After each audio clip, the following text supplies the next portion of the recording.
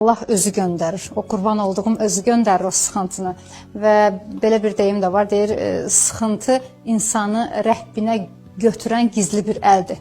Bəzən Allah Taala özü sıxıntıya salır ki, sən ona dönəsən. Qovuşasan ona. Bəli, ona dönəsən. Özü səni belə silkələyir ki, mənə gəl, mənə qayıt və insan o Rəbbinə döndüyü vaxtda o sənin problemin nədirsə, nə ilə belə deyək də mübarizə aparsansa, Allah Taala onu özü-özünə yolları açır.